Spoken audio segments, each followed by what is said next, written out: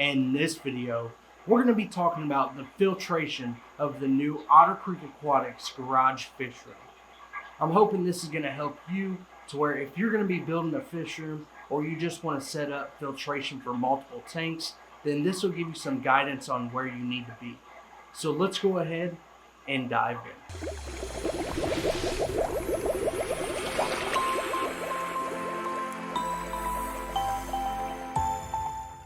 What is going on, everybody, and welcome. If this is our first time meeting, I am Kendall Otter from Otter Creek Aquatics, and here on this channel we have a lot of aquarium tips and tricks videos just like this one. So if you're new here, consider subscribing and ringing that notification bell. That way you get notified every time I upload my weekly videos. Now let's go ahead and dive into that fish room filtration. So the first thing I want to talk about is the filtration system that I'm actually using.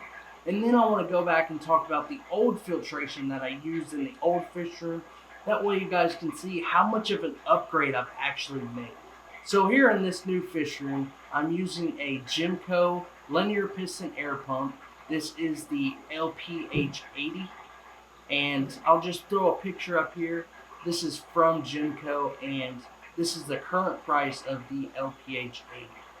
This system does roughly 60 to 70 outlets, and currently I'm running about 40, so I still have plenty of ways to go, and there's still a lot of leftover air that I can use for more tanks or more breeder boxes. So you never want to sell yourself short. You always want to go a little bit bigger, and then if you have extra air, you can always set a bleed valve like I have. That way you can bleed off any excess air. So this is the LPH80, and I'm running it on basically just an air loop. It is 1-inch PVC that goes all the way around the top of the ceiling, just in the square that this tiny little fish room is. But the special thing about this is that I have made air manifolds for specific racks. What you'll need for one of these air manifolds, depending on how many levels are on your actual rack, you're just going to need some 1-inch tees, and for the very bottom, you're just going to need some 1-inch elbows. So you're basically just going to tap into the top of the room where your first central loop is running around. You're going to run 2 pipes down, and then you're going to set your tees, make your bar. That is going to set where you're going to be putting your air valves, and this is going to be for a specific row. And then we're going to put some more PVC on there, run it down to another row. That way if you have multiple rows on your rack, then you can just get it all nice and neat without having all of the air drop lines hanging down from the ceiling. So now to talk a little bit about how I used to have the old air system. I actually ran 6 different Tetra Whisper 100s, and I made my own little air loops just out of the airline tubing. It wasn't actually using PVC. So there's 2 nozzles on the Tetra Whisper 100s.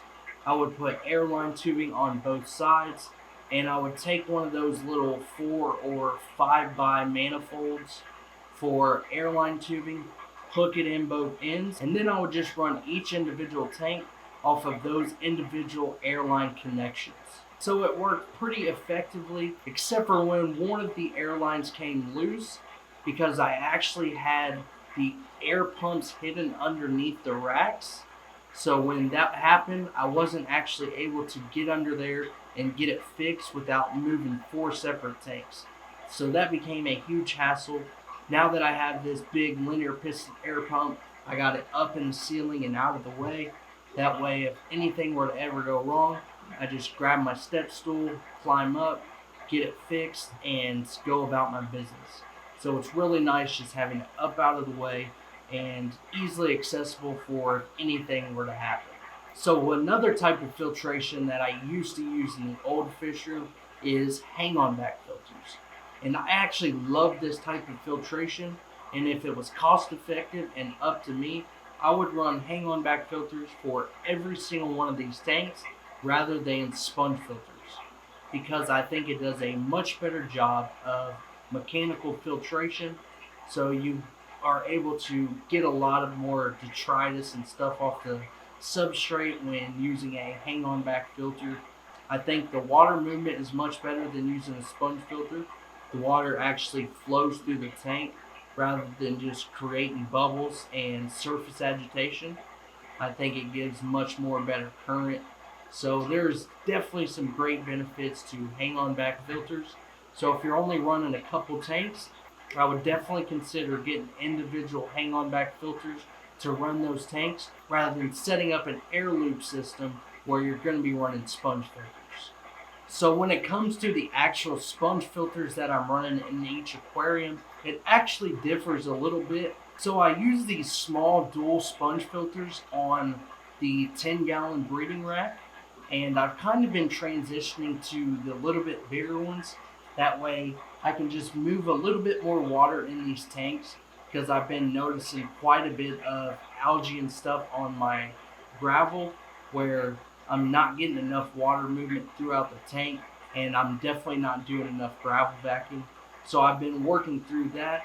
But I'm just going to try out some of these bigger sponge filters, see if I can move a little bit more water, and see if that can help the issue out just a little bit. But I use these small little dual sponge filters, and they work extremely well as far as doing enough filtration to keep the water clear and keep enough biological filtration and enough beneficial bacteria for all of my guppies and other types of fish that I keep in these 10-gallon tanks alive. When we go to the 20-gallon high rack, I have actually used all of Aquarium Co-op's large sponge filters for this, and these are the ones that are rated for 40-gallon tanks, and I think they're just a perfect fit for actually the 20 gallons. I actually use a couple of them in my 10 gallons as well, which they are a little bit large, and if the water level gets a little bit low enough, then the top of the sponge filter is actually hanging out. But I think these large sponge filters are perfect for 20 gallons, and I use two of them, one on each side, in my 40-gallon breeders. So those are the types of sponge filters that I'm currently using here in the fish room. I'm planning on switching to fully the Aquarium Co-op sponge filters just because I like the coarse sponge filters a little bit better. I think it's a lot easier to get them clean because with it being as coarse, when you rinse them off, stuff just seems to fall out of them a lot better. But on the downfall, when you go to take them out of the tank to clean them, they'll actually leach a bunch of stuff into the tanks, which will end up getting sucked right back up by the sponge filter later on. But I'm planning on taking those Aquarium Co-op sponge filters and putting them in all of the 10-gallon tanks and every tank that I put in the new fish room going forward. So that is all we have for the Otter Creek Aquatics fish room filtration. If you have a specific question that you want to ask about filtration or how I'm running the filtration here in my fish room, then make sure you leave it down in the comments below. I read and reply to every single comment that is left. So if you want to get your question answered, leave it down in the comments. If you want to help out the channel, if you haven't already, you can start by subscribing and sharing this video out to anybody you think that it'll help. We got memberships going live here on the Otter Creek Aquatics channel. So if you want to help a little bit more, you definitely don't have to. Just subscribing, liking, sharing, all of those things help the channel grow. So I really appreciate everything you all have done. All of the new subscribers that we have coming in, it just really blows my mind. But if you want to help a little bit more, all you have to do is go and join the memberships. We are going to be doing some exclusive content and also some giveaways. So if you're interested, go up and join that. Thank you all for watching. Keep following your dreams, keep inspiring, and until next time, everybody, see you.